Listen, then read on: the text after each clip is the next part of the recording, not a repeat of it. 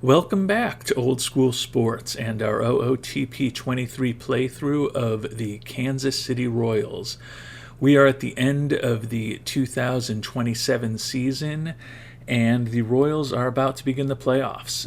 Just finished our 6th season as general manager of these Royals, 5th straight winning season, and our 3rd straight playoff appearance. It was an incredible battle for the playoffs here in the American League this year. Royals did end up winning the AL Central at 88-74 by 3 games over the Guardians. You can see 4 playoff teams in the AL East, and a ton of parity here in the American League. You look at this, and there were 11 teams with winning records in the AL, and the best team in Baltimore with 91 wins, down to 82 wins, only 9 games separating those 11 teams. So it was a pretty incredible playoff run in the American League. Fortunately, the Royals did get in, winning the AL Central for a 2nd straight year. And we actually did get the first round bye, had the exact same record as the Houston Astros. I don't know if it was just a coin flip or it's based on record. I went back through and we actually split the season series with the Astros, but we outscored them by 1 run. So either that was the difference in why we get the home field advantage along with the Orioles, or we just happened to win a coin flip. I'm not really sure how they figured that out. And turning to the expanded standings, can see that it was actually a huge underperformance by the Royals this year. The 88-74 record was 15 games below what we were expected to do in terms of our Pythagorean differential. Should have been 103-59 in theory, so that is just a staggering difference. I don't think I've ever had a team in OOTP that was that far behind, minus 15 games worse than we were expected to be. So hopefully that bodes well for the playoffs, because if you look at the run differentials in the American League, our plus 202 is more than twice as good as any other team in the league. The Orioles, with a plus 86 run differential, were second behind us.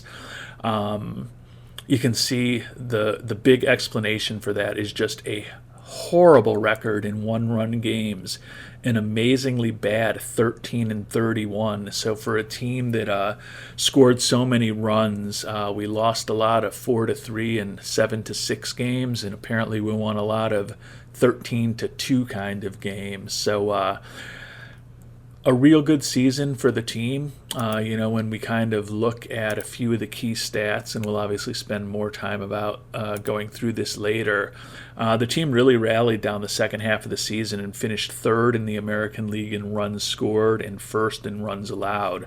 Obviously, that's what adds up to a plus 202 run differential and an expected record of 103-59. And we did finish relatively strong after a real good start to the season. The summer was not great with losing records in June and July. Came back, were good in August, and then very good in September. So hopefully we can keep that momentum going as we move on to the playoffs.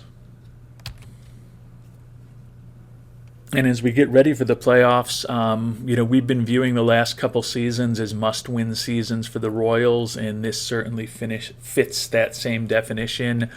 We picked up Trevor Story in trade near the trade deadline. We're obviously not going to pick up his $25 million team option, so he will be gone next year. Julio Rodriguez we picked up as a 2.5-month rental before the trade deadline. He'll be gone.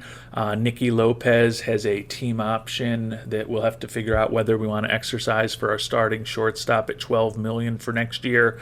And then we also have a lot of players, MJ Melendez, Sal Frelick, Hayden Wisniewski, and Austin Roberts among them, the most prominent, who are going to potentially be making a ton of money in arbitration next year, along with Zach Williman also. So it's going to be a different-looking team next season, and probably not quite as good a team because the salaries of some of the key players on our team are really starting to go up. So we're going to have some real difficult decisions to make this offseason, which is going to make it even more important for us to hopefully have a long run in the playoffs. We've been in the playoffs, as I mentioned, each of the last 2 seasons, so this is our third straight trip.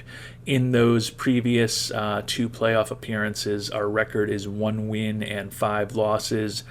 We've lost a first-round series both years, first in the wild card round in 2025, and then last year we lost with home field advantage in the divisional round. So hopefully we can do better this year. As a minimum, we need to win a playoff series with this team, and obviously if we win that first playoff series and get to the ALCS, our goal is certainly going to be to get to the World Series, and then obviously if we go to the World Series, we're going to want to win it. But not going to happen every year. It's kind of a roll of the dice when you get to the playoffs. Looking at the Pythagorean records, I do feel like this is a team that is absolutely capable of winning the World Series, and certainly hope that we will. But at a minimum, we need to win our first series of the playoffs. And as we start to think about our playoff roster, Trevor Rogers, defending AL Cy Young Award winner, has missed the entire season.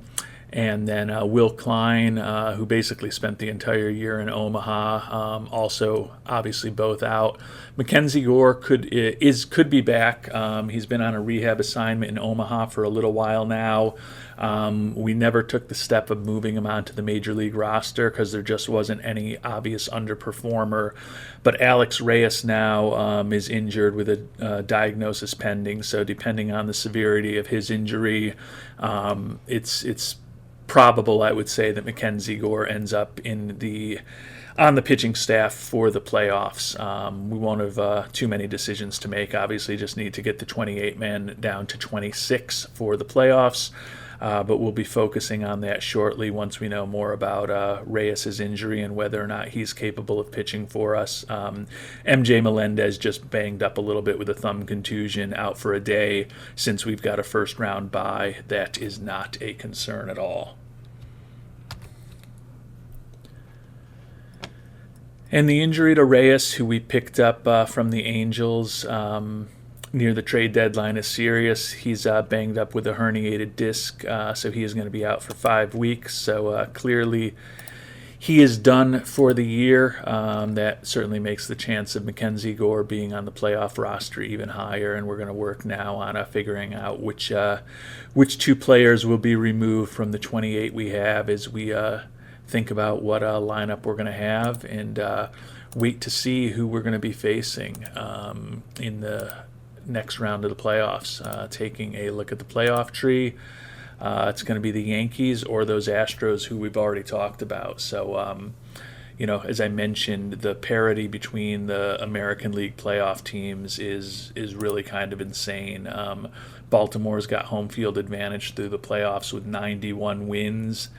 But the 87 Yankees, only 4 games behind the Orioles, are the lowest seed in the American League. So just a ton of parity in the AL this season. And looking at our potential roster for the playoffs, kind of an interesting decision. Last spot came down to Jason Dominguez, the young outfielder who we picked up in the Rule 5 draft. Batted .288 with 10 dingers for the team in 222 at-bats. Ricardo Cabrera, the young second baseman who split time between the majors in Omaha this year, batted .280 at the major league level in 132 at-bats, is pretty much a potential utility infielder for us these playoffs. Will likely be our starting second baseman next year after we move on from Mr. Story. Not having Zach DeCenzo up was actually an option. Batted just .229, but did hit 22 homers and 476 at-bats. Also fairly versatile defensively. So our utility infielder, Jose Barrero, is actually the one who's going to miss out on being on the roster. Hit just .231 and 221 at-bats. So similar batting average to DeCenzo without the same type of power. He's a little better than DeCenzo defensively, but not so much more so that we felt it made sense to keep him on the major league roster. And then as far as the pitching staff, actually, a little surprisingly, we're going to keep Mackenzie Gore off. came down to Mackenzie Gore or the young lefty Will Goebel for the last spot in our rotation. And Goebel's been up all year with a 3.36 ERA over 112 and a third innings pitched. Done a really nice job for us. Obviously, if we have any injuries, Mackenzie Gore is likely to come back up, but he really just got caught in a numbers game. We've got an incredible pitching staff, as we already talked about, allowing the fewest runs in the American League. He pitched well when he was up with us, started 13 games. Hasn't been great since he came back and was working on that rehab stint in Omaha.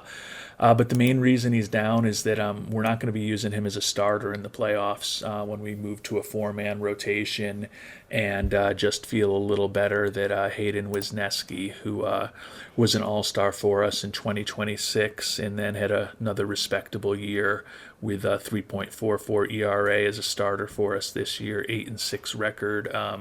Feel a little better with him coming out of the bullpen. Presumably Bauer, Lagerwell, Vanasco, and Williman are going to be our top four starters. But let's see, looking at this, what Byron Nichols thinks of the lineup. No real surprises there. And then when he looks at the pitching staff, yeah, Wisniewski is slotted into that number 5 spot in the rotation now, so he'll clearly be moving into the bullpen when we do get into our playoff series against either the Yankees or the Astros. And we are going to be facing the New York Yankees in the playoffs. They beat the Astros 2-1. You may remember that 2 seasons ago in the wild card round, we had home field advantage, and the Yankees beat us 2-0 to take that series from us. So we will once again have the home field advantage. Will be an opportunity for us to hopefully get some revenge on the Yankees for that defeat in the playoffs 2 seasons ago. Spencer Bauer, our young ace, 12-10 record, 3.14 ERA. With 212 strikeouts over 175 innings pitched, will be starting for us. He is fragile, so we have tried to coax him through the regular season with a 90 pitch count. Going to pop it up a little bit to 100 in the playoffs. Hopefully, if he's pitching well, that'll mean we'll get extra inning from him potentially before turning it over to our very strong bullpen. For the Yankees, going to be going up against the right-handed pitcher Matthew Tiding, who had a 5-1 record for the Yankees. Looks like they picked him up from Arizona midway through the season. 5.25 ERA while he was with the Diamondbacks, and then a 4.71 ERA here with the Yankees for the 26-year-old. So I would say that on paper, our ace, potential Cy Young Award winner in Spencer Bauer, going up against Tiding and being home in Kansas City, definitely have the advantage on paper for the Royals in this first game of the series. Looking at these Yankees, they were 5th in the AL in runs scored and 10th in runs against. So certainly we had a better offense from them by a little bit during the regular season and a much better pitching staff. So the hope is to get the series off to a big start for the Royals. Let's see what happens. And a 10-2 victory for the Royals in the first game of the series. Home run from Bobby Witt Jr. Take a quick look at the box score there to see how things went.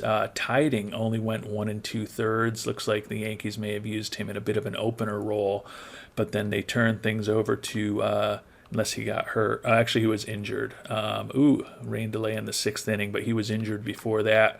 Fortunate for the Royals because turned it over to Domingo Germán, and we bombed him 5 runs over an inning, although only 1 was earned. So a big error for the Yankees, either the right fielder Celestino and or their first baseman Oswald Peraza. But a big 10-2 win for the Yankees. Spencer Bauer, 6 innings pitched, only 2 earned runs, 7 strikeouts. Turned it over to Chris Bubich, who earned a 3-inning save for us. So real good performance there. Bobby Witt Jr., monster game, 2 for 5, 4 runs driven in, including the home run. Nice game from Melendez with a couple runs driven in, and Sal Frelick scored a couple of runs, 2 hits from Trevor Story. So nice start to this series for the Kansas City Royals, who are up 1-0. Luis Gil on the mound for the Yankees today. 5-12 record with a 5.27 ERA, so not a great year for him. Hopefully that means good things for us here in Kansas City.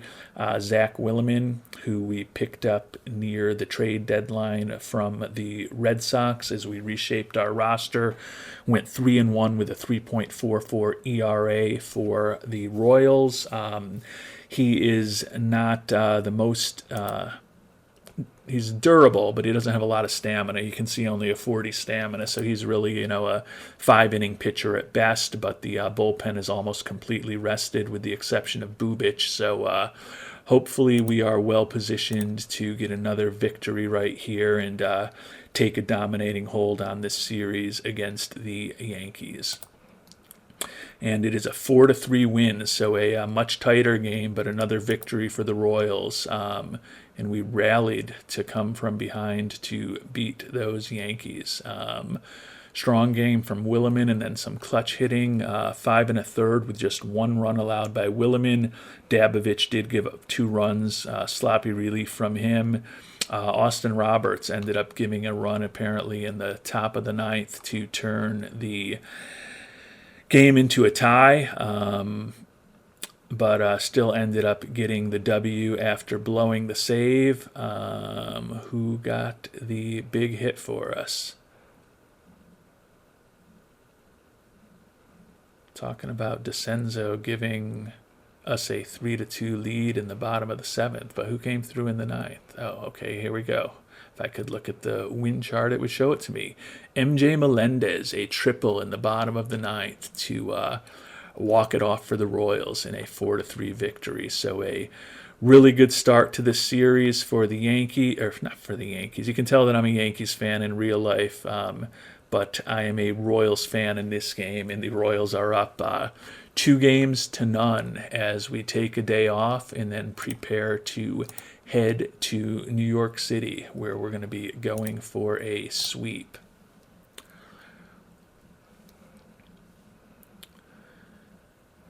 And we will see what happens in New York on the mound. Let's see what's going on with the news here first. Just scouting report. Not going to look at that. Hopefully the manager is on the mound for the Royals today. Caleb Lagerwell had a really nice year for us, 13-4 with a 3.74 ERA, put up a 2.8 WAR. He was involved in a major trade for us a couple years ago. We had traded him away to the Marlins to bring on Trevor Rogers, our erstwhile ace, who's been out all year. And then a couple seasons ago, we brought Lagerwell back to kind of bolster the rotation. You can see, our 5 starters all had ERAs. Lagerwell's at 3.74 was the highest of any of them. But, 5 starting pitchers all with ERAs in the 3s in this era of Major League Baseball is pretty solid. So feel pretty confident with Lagerwell on the mound. For the Yankees today, going to be going up against Eliezer Hernandez. Another acquisition by the Yankees. Looked like they picked him up from the Phillies, where he had a 4.55 ERA, and then he put up a 6.75 ERA with the Yankees over 30 2/3 innings pitched. So on paper, once again, the pitching matchup is a big advantage for the Royals. Let's see if we can finish this in 3 games. And the Royals get the sweep over the Yankees. So we have accomplished that first goal, at least, was to finally get a playoff series win after being swept by the Yankees 2 seasons ago, and then a 3-1 series loss in the divisional last year. A 3-0 divisional series win for the Kansas City Royals, who are moving on to the American League Championship Series. Unfortunately, our excellent left-handed reliever, Aaron Ashby, diagnosed with elbow inflammation. He'll be out for about 2 weeks. Obviously not optimal to have Mr. Ashby gone. We are going to take him. We'll place him on the injury. Just in case he's back in time, we're going to take him off of the playoff roster. That will allow Mackenzie Gore to move on to the roster. We mentioned he would be the first one up if we needed somebody. And Mackenzie Gore now slots into a long relief role along with Will Goebel.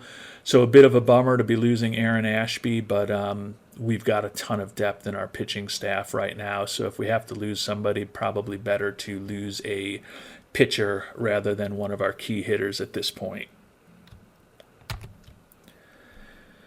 And just a quick look at that Game 3, Zach DeCenzo and Peyton Williams, the two young first basemen, both hit home runs for us. 7-4 victory. Roberts, out of the bullpen, gets his second win in a row, pitched 2 innings, allowed just 1 hit for our excellent closer. You can see Ashby blew the save before he got hurt. Lagerweld was respectable, 3 runs over 6 1/3, and we did get to Hernandez scoring 4 runs on him with 5 hits over just 3 1/3 innings. So big win for the Royals to sweep the division series and move on to the ALCS.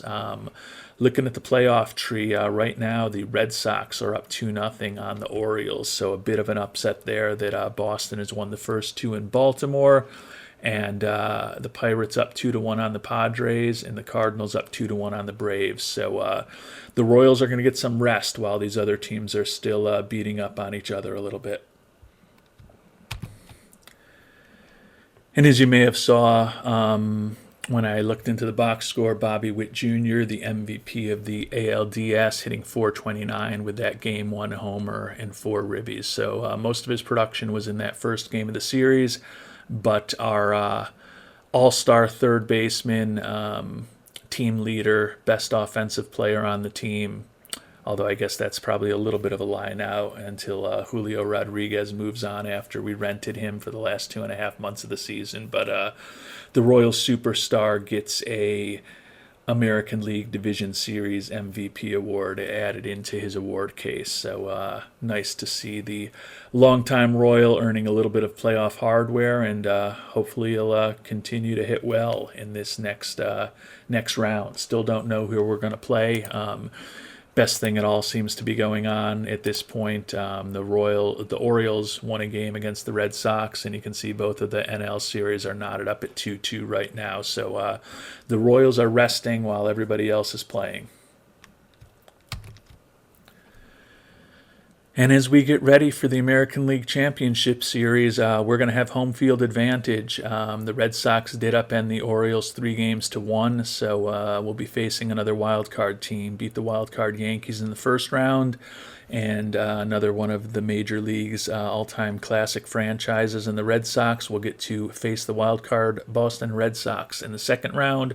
Over in the National League, the Pirates are wild card team that has made a long run, taking out the vaunted Padres. The Braves, who had a big regular season, are still alive. So Pirates were a 94-win wild card team in the NL. The Braves, 104 wins, tied with the Padres for the most in baseball.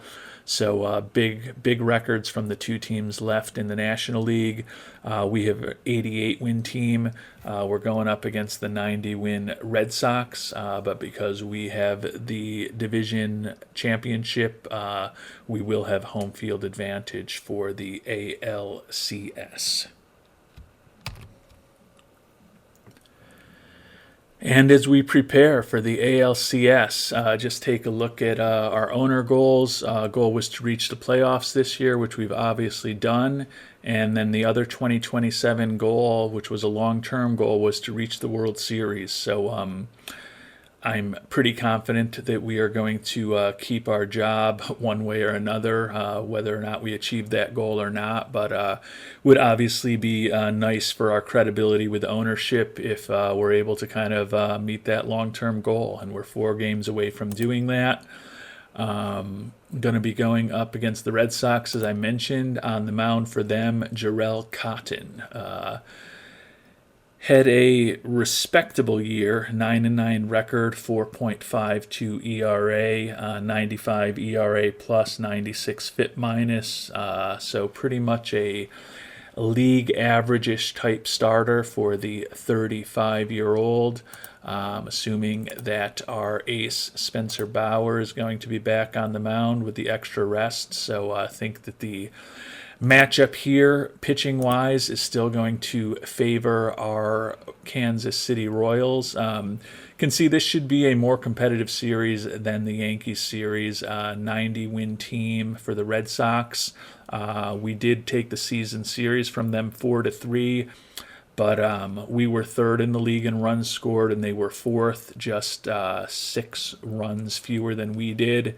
And they have a sixth best pitching staff in baseball, allowing 721 runs. We obviously had the best staff in the AL. So we would definitely be the favorites, even though they are the 90-win team and we are the 88-win team. Took the season series, have a better overall team. And we've definitely got the advantage on the mound here for game 1. So let's hope that our ace, Spencer Bauer, can get the job done. And he does not. 8-2 loss. And the loss went to Nick Anderson. So it looks like they may have gotten to our bullpen. Taking a look at the box score. Oof. Bauer pitched really well. 4 hits, 2 walks, 7 strikeouts, just 1 earned run, 2 runs total over 6 innings pitched. Dabovich, Kobos, Austin Roberts all pitched well, but it was a pitcher's duel, and it ended up going into the 13th inning, and then in the 13th inning, Boston just erupted on us for 6 runs. Nick Anderson and Chris Bubich are the ones who got banged around, so crazy pitcher's duel. It was a 2-2 game after 12 innings, and then Boston just unloaded on the Royals in game 1. So we'll see what happens tomorrow. I'm going to feel much better about where things are going if we're able to win this one here at home before we head to Boston. The 24-year-old youngster, Cassius Thomas, on the mound for Boston. Good solid year, 12-9, 4.06 ERA for the young right-hander. Presumably, Williman, the former Red Sox, will be pitching for us, I would tend to imagine, since he's slotted in as our number 2 starter. Yep, Zach Williman gets an opportunity to get some revenge on the Red Sox for dealing him before the trade deadline. So, very critical game here for the Royals, and obviously I could have just looked there to see that Williman was going to be my starter, but I think the pitching favors us again, although after that last game where both bullpens got used up a little, strange things could happen. Hopefully we'll get a good performance out of Williman. Would like to get 5 solid innings out of him, 2 runs or less, and then if we can get that out of him, turn it over to the bullpen and see what happens. And we did get the win 4-2. Ooh, Anderson, after getting rocked in game 1, comes back in game 2 to get the W. Our big closer, Austin Roberts, with the save. Bobby Witt Jr. with a home run. So much more back to what we would expect to see. We got the 2 runs out of Williman that we were hoping for, but he only went 3 2/3 rather than the 5 innings that we were hoping. Anderson, Bubich, Dabovich, and Roberts all combined for scoreless relief over the last 5 1/3 innings. Bobby Witt Jr. 3 for 4 with 4 runs driven in, including the home run. So he has hit homers in both games in this series, and also had a run-scoring double today in addition to the 3-run homers. So Bobby Witt Jr. providing a lot of offense for us. AL batting champ Sal Frelick, 3 for 4 also. So some good performances there for the Royals to knot the series at 1 game apiece. Makes me feel much better about things as we prepare to head up to Boston to take on these Red Sox in Game 3 of the American League Championship Series here in 2027. And Drew Dowd on the mound for the Red Sox, 25-year-old left-hander, has great movement, 6-7 record with a 3.97 ERA for Mr. Dowd. Caleb Lagerwell, we've talked about him in the past, going to be on the mound for us, would say that the pitching is still an advantage for us. Let's see if we can get control of the series back here in Game 3 against the Red Sox. And we do not. Bobby Witt Jr. with another home run, but Tristan Casas and Kyle Tucker homered for the Red Sox. Lagerwell saddled with the loss. Dowd gets the win. Taking a look at the box score, obviously an 11-4 loss. Not a great performance for us. Lagerwell absolutely rocked, giving up 8 hits, 3 walks, and a homer in 3 2/3 innings, resulted in 7 runs, all earned, and it was just a rough day overall for the Royals. Nick Anderson gave up a run in relief. Will Goebel gave up a run in relief. Did get 3 pretty clean innings from Mackenzie Gore, who struck out 7 over those 3 innings of work, but ugly game for the Royals. Bobby Witt Jr., the lone bright spot in offense, 2 for 4 with 2 runs scored and 2 driven in. Hopefully we can move on to tomorrow and shake this loss off and even things up in Game 4 in Boston. Looks like the youngster Ricky Vanasco is going to be on the mound here for the Royals. Ryan Yarborough will be on the mound for the Boston Red Sox. Yarborough, over the course of the season, 8-8 record with a 5.24 ERA. So once again, on paper at least, looks like the pitching matchup favors the Royals. Ricky Vanasco, his first full year in the majors, was 13-7 with a 3.51 ERA, 161 strikeouts over 159 innings. So the pitching matchup once again favors the Kansas City Royals. Let's see if we can deliver on the field. And we do, a 4-0 victory. Bubic got the win, though, so it'll be interesting to see. It looks like maybe scored towards the end of the game. Yeah, look at that. Scoreless game through 7 innings, and then the Royals break through with 2 in the 8th and 2 in the 9th to get the 4-0 victory. Got a nice performance from Vanasco, 8 strikeouts over 5 innings, no runs. Bubic with 2 1/3 innings with no runs, and then the young star closer, he's not that young anymore, 29 years old, but the star closer, Austin Roberts, comes in, pitches an inning and 2/3 to close things out. Yarborough was excellent for the Red Sox with just 3 hits over 7 innings pitched, but we got to Aaron Perry, their closer, who came in responsible for all 4 runs. Looking at the offense, Peyton Williams with 2 ribbies and Nicky Lopez with 2 ribbies also. And both of them actually with 2-run homers. Lopez is in the 8th, and then Peyton Williams for insurance in the 9th. That accounted for all of the scoring, so we are knotted up at 2-2 as we head to the final game in Boston, hopefully of this season. Wisniewski is not actually going to pitch for us. I'm sure that will end up being Spencer Bauer, but we'll finish today and then see what the pitching matchups look like. And it still says that we're going to pitch Hayden Wisniewski.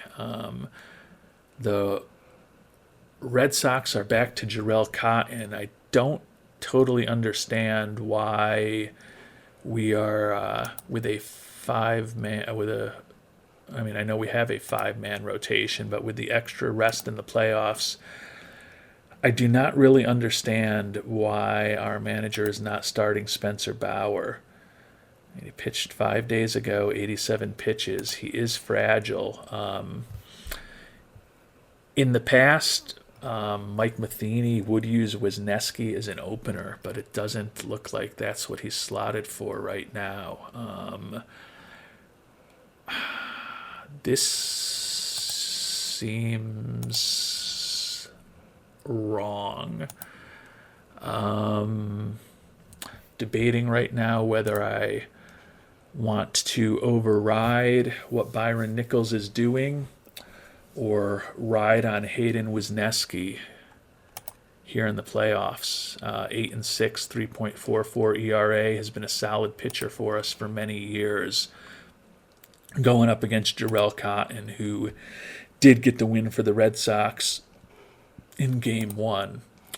Actually, he didn't actually get the win for them, but they won the game that he pitched, that he started. I'm going to let the manager decide. I hate doing that, but I am trying to play this as the general manager. I am assuming Byron Nichols knows better than me, and Spencer Bauer is a fragile pitcher. I'll assume that he knows what he's doing. Hopefully we can steal this Game 5 with Hayden Wisniewski on the mound. And Boston beats us 6-5, so I may regret letting Nichols make that decision to go with a 5-man rotation in the playoffs. Wisniewski was actually fine. 2 earned runs over 5 innings. Austin Roberts, our prized closer, was the one who blew it. 4 earned runs over an inning. Really just a real rough game. Looks like the Royals were up 3-1, 3-2, and they were up 5-2 heading into the 9th, and then gave up those 4 runs. Ugh. That is brutal. We had this game won, and our closer blew it. Real disappointing. So we got a couple runs batted in from Trevor Story, a couple runs batted in from Zach DeCenzo, but I don't know if I'm gonna. Obviously, if we lose another game to the Red Sox, I'm probably gonna regret letting Byron Nichols make the decision to pitch Wisniewski. But honestly, Wisniewski did his job. We had a 5-2 lead heading into the bottom of the 9th, and the Red Sox had an incredible rally at Fenway to beat us and go up 3-2. So absolutely a disappointing finish. At least, I guess the only positive thing is that for games 6 and hopefully 7 of the ALCS, we are going to have our number 1 and number 2 starters on the mound with Bauer and Williman. But that could be a decision that I'm regretting. But let the manager do what he thought was right, and we'll see what happens. So the back's against the wall for these Kansas City Royals here. Game 6 of the American League Championship Series. Garrett Whitlock on the mound for the Red Sox. 0-2 with a 3.21 ERA. Spent some time in Worcester. I'm guessing maybe he was bouncing back from an injury. Going up against our ace, Spencer Bauer. So the hope is that Byron Nichols knew what he was doing, and we get a brilliant performance out of Mr. Bauer with an extra day of rest here. And we did get a brilliant performance from Bauer, a 2-0 victory to tie things back up at 3. Bauer, 1 hit over 7 innings pitched, struck out 7. JT Ginn with the hold, and then Roberts with a relatively clean 9th to get the W, although he did walk a batter, didn't give up any runs. 2-0 win. The offense came from Peyton Williams, drove in a run. Actually, Peyton Williams drove in the only run of the game. Both runs came in the 6th inning. I'm guessing there may have been an error involved. Yeah, no earned runs. Wow, Zach Pop gets the loss, no earned runs. So 3 errors. Kyle Tucker, Christian Hernandez, and William Contreras for Boston. Obviously, one of those was huge. Rodriguez reached on an error. Peyton Williams hit the double. Lopez reached on another error, driving in another run. So crazy game for the Royals and the Red Sox, but a 2-0 victory for Kansas City behind a brilliant pitching performance from Spencer Bauer with our backs against the wall. Heads the Royals to a pivotal Game 7 here against the Boston Red Sox in Kansas City. And the former Red Sox, Zach Willeman, is going to be on the mound for these Kansas City Royals, who are one game away from a trip to the World Series, but they are also one game away from a trip back home. And, as I've mentioned, this is going to be the last time this team is together. Going to have some big decisions to make this offseason, so would love to keep the momentum going with a win here in Game 7. You can see Dowd, who's going to be pitching for the Red Sox, the 25-year-old, got the win in Game 3, 6-7 with a 3.97 ERA for Boston. Willeman, the former Red Sox, put up a 3.44 ERA in 49 2/3 innings since the Royals picked him up. Game 7 of the ALCS in Kansas City about to be played. And the Kansas City Royals are going to the World Series. So we trusted in Byron Nichols' judgment, giving both Spencer Bauer and Zach Willeman extra time off, and outscored the Red Sox 5-0 in those last two games in Kauffman Stadium. Presumably, with this being a 7-game series, we're going to probably be less rested than whoever we're facing from the National League. Can see it was such a close series that Boston catcher William Contreras actually won the series MVP award.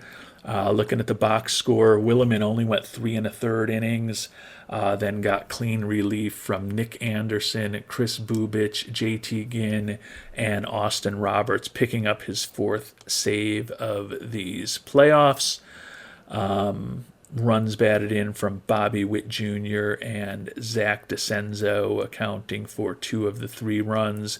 Home run from DeCenzo, a triple from Nicky Lopez, stolen base from Bobby Witt Jr. So this playoff, it's been crazy. 3-0, relatively easy victory against the Yankees in the divisional series, and then a 4-3 nail-biter where we needed to come back from a 3-2 deficit here at home against the Boston Red Sox. But in the year that we had said, this was kind of the last gasp with this team, we've made it to the World Series. And as we've talked about, this was also the year, since we do play with those owner goals on, that ownership had wanted us to reach the World Series by this 2027 season, and we have done that. So take a look at the playoff. You can see here the Braves beat the Pirates 4-2. So we are going to be going up against as good a team as there was in all of baseball. The 104-win Braves were tied with the 104-win Padres for the best record in baseball. So we are going to be up against it in the ALCS, in the World Series. We just won the ALCS. We are going to be up against it with the Braves. They won 16 games more than we did. Although looking at the expanded standings, maybe it'll be a little closer than people anticipate, because they were one game worse than expected. They were expected to go 105-57 with that plus 237 differential. We were 15 games worse than expected, so we were expected to be 103-59. So hopefully we can make it a real competitive series with the Royals, or with the Braves. We are the Royals. But obviously, now that we are here, finally in the World Series, in our 6th season managing these Royals, this is the last time that this team is going to be together. We've got a bunch of big changes coming for the offseason, so we've got to take advantage of this opportunity while we're here and the goal is obviously for these Royals to win this World Series. And I am going to make an executive decision before we get to the beginning of this World Series against the Braves. Although Byron Nichols still wants to run a 5-man staff, we are going to change it to a 4-man rotation here for the World Series. Can see Wisniewski is now slotted in at middle relief. We'll have Lagerwell and Vanasco going in the first 2, and then Bauer will be back for Game 3, Williman potentially for Game 4. As I talk about, I play GM only 99% of the time, but we've made it to the World Series. The move that Nichols made, going with the 5-man rotation, worked out since we got here. Although, if we had gotten here a game earlier, who knows? We'll see whether that would make a difference or not. Looking at the injured list, the question is whether we could possibly get anybody back. Alex Reyes and Will Klein still both out for another couple weeks. And then we had also moved off of the playoff roster Aaron Ashby, who is now actually healthy. So we are going to move Aaron Ashby back. Just a question of who we send down. It's likely going to be Bubic, Gore, or possibly Wisniewski. Feeling like it might be Mackenzie Gore. Want to get Ashby back up onto the big club.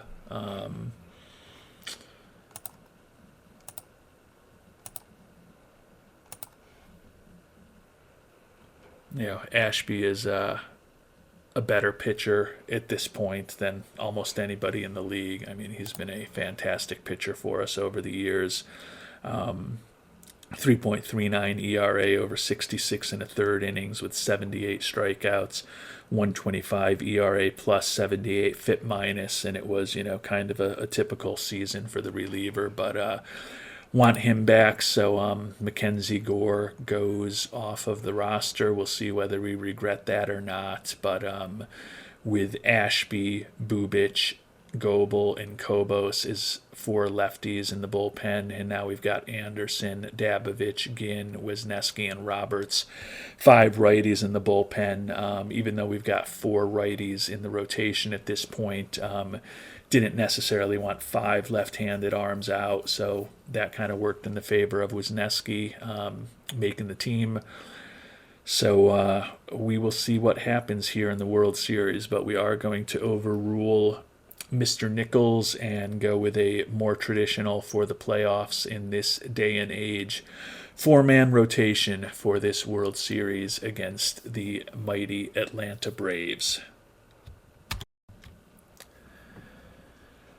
And the Kansas City Royals are in Atlanta for the 2027 World Series. First 2 games going to be on the road in Atlanta. The Royals have had home field advantage for all 4 playoff series that we've played with them over the past 3 years. Lost in the first round with home field advantage in 25. Lost in the divisional series with home field advantage in 26.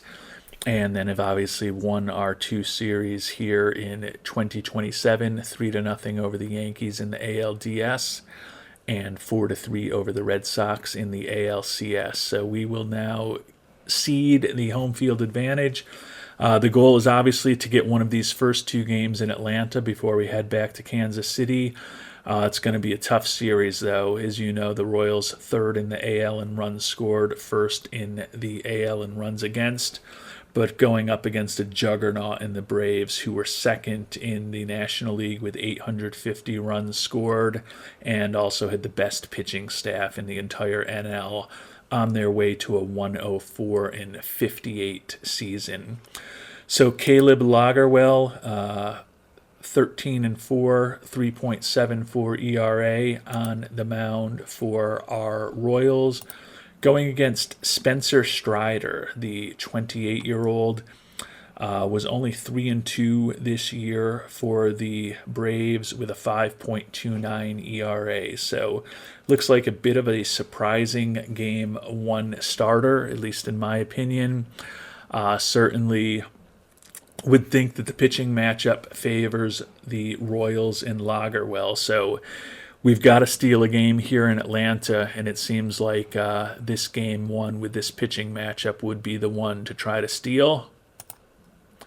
And we do steal it, a 6-1 win for the Royals. Kobos gets the W, though, so again, it may be a late rally. No, we got up early. Maybe we just didn't get we only got 4 2/3 out of Lagerwell, so he only gave up 1 run, but 3 hits and 4 walks. So 87 pitches over those 4 2/3 obviously wasn't incredibly efficient.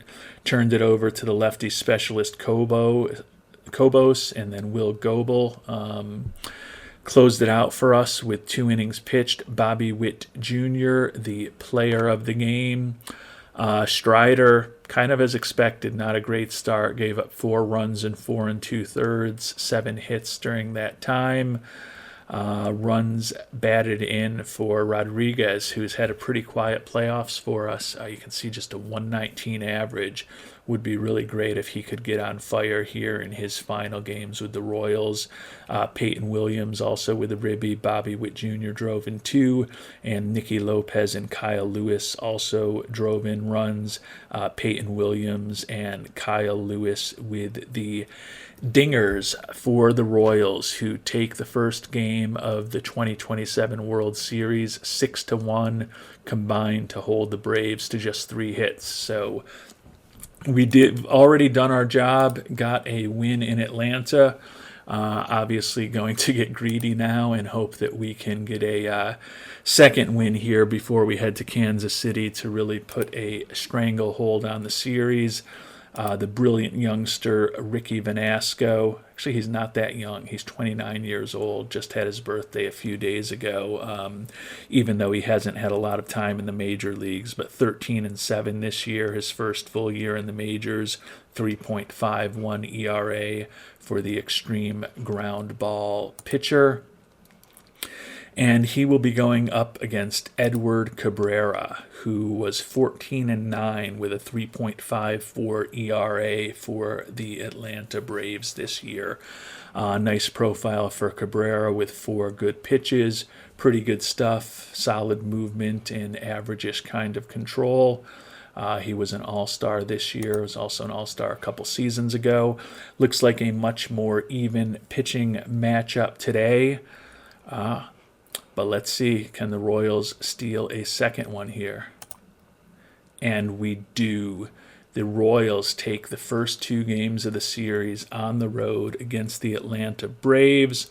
Once again, our starting pitcher doesn't get the W, but we don't care as long as the team gets the W. Zach DeCenzo and Peyton Williams, the 2 young power hitters, both hit home runs for the Royals.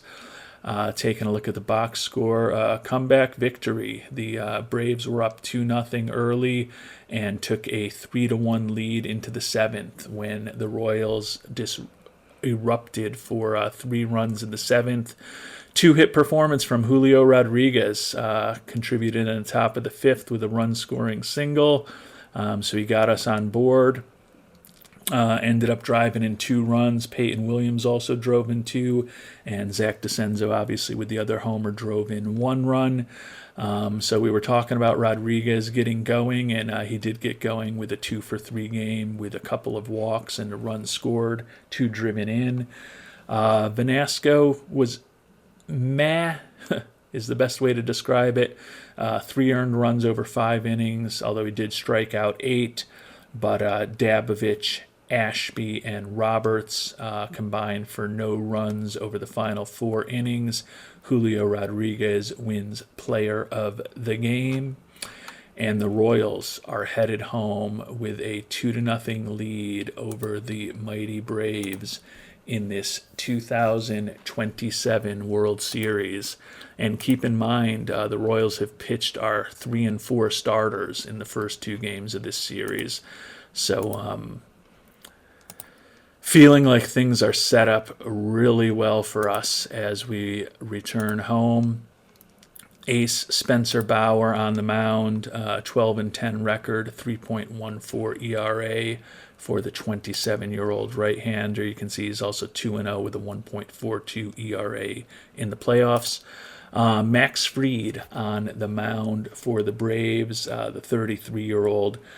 Excellent 13-2 record with a 2.71 ERA, led the National League with a 1.11 whip, and led the National League with an 81 FIP minus. So doesn't have the best stuff in the world, but very good movement and exceptional control. Will be interesting to see what the Royals can do against Mr. Fried here in Game 3 of the 2027 World Series. And a 6-5 win for the Royals, who take a 3-0 lead. So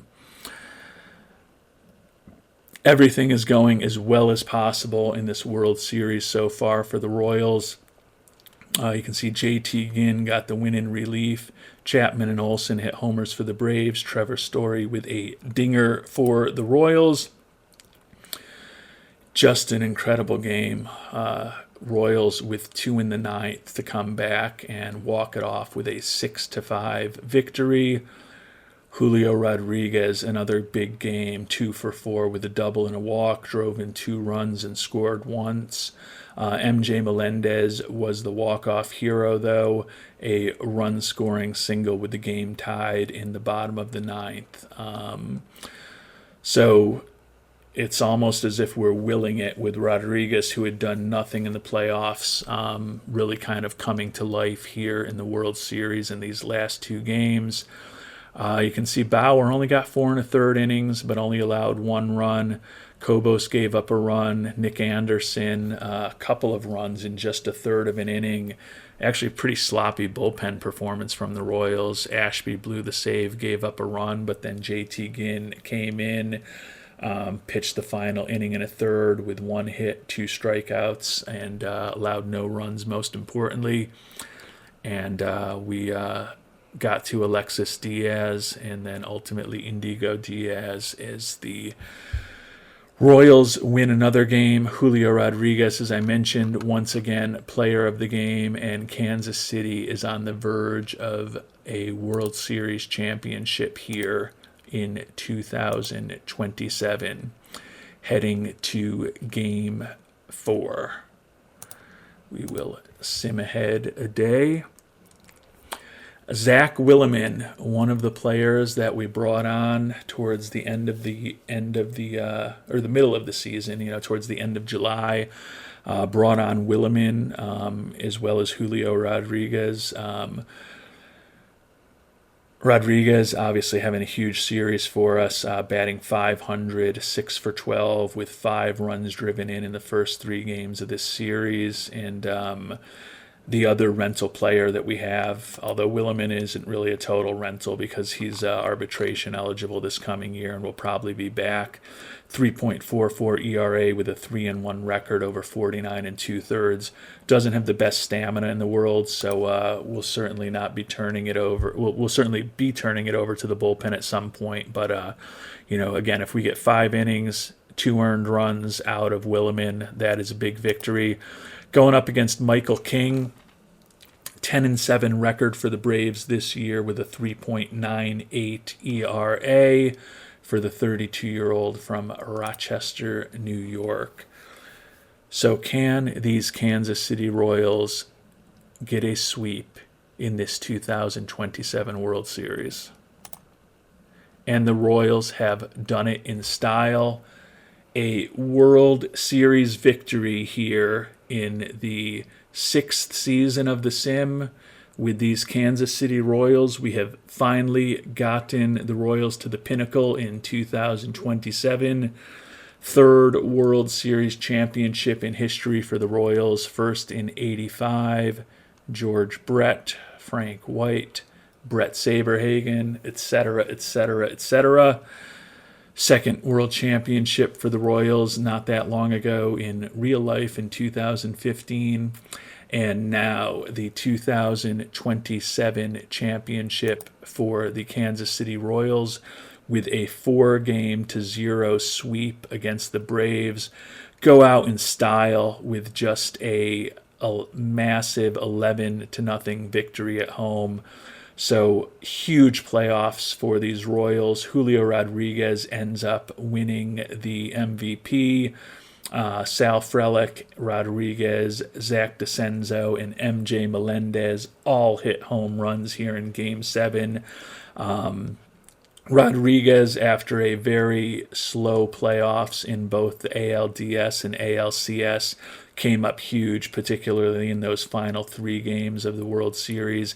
Ended up batting .529 for the World Series with 1 homer and those 8 driven in. So you can't write it up any better in terms of rental players with Julio Rodriguez, who is now going to be a free agent, looking to make about $35 million a year at 26. Obviously won't be coming back to the Royals, but he got us a World Series championship and won himself an MVP award. And another one of the players that we picked up at the trade deadline, Zach Willeman, becoming the first starter on our team to get a W in the World Series. And he was absolutely brilliant. 1 hit, no walks, and 10 strikeouts over 6 2/3. I would guess that's the longest start he's made, certainly for the Royals and possibly all year. Chris Bubich, a longtime Royal who we brought back also this season through trade. 2 1/3 innings of scoreless baseball to close things out. We got to King early and often. He gave up 9 hits and 6 runs, all earned over 3 2/3 innings. Willeman gets the player of the game. Julio Rodriguez, as we've talked about, World Series MVP, 3 for 5 in the final game with 3 runs driven in. But it was a team effort with every offensive player except for Bobby Witt Jr. drove in at least 1 run. And Bobby Witt Jr., who didn't drive in any, still went 2 for 5 with a couple of runs scored. DeCenzo and Williams, the youngsters, with 5 homers and 4 homers for the playoffs. Bobby Witt Jr. ended up hitting 3. And over the course of the playoffs, Julio Rodriguez, Peyton Williams, Bobby Witt Jr., and Zach DeCenzo all ended up with at least 10 runs batted in for the Royals over our 14 playoff games, because there was a 3-0 sweep against the Yankees, then a nail-biting 4-3 win against the Red Sox in the ALCS after falling down 3-2, and then a 4-0 sweep here in the 2027 World Series against the Atlanta Braves. So the 2027 season is over, and the 88-74 Kansas City Royals have emerged as your World Series champions. 3-0 over the Yankees, 4-3 over the Red Sox, and then a 4-0 sweep against the Atlanta Braves here in the World Series. So as far as this playthrough, obviously we're going to keep it going. We'll be back in our next episode with a full recap of the season. I know with the long playoff run, it's already a long episode. So thanks so much for watching.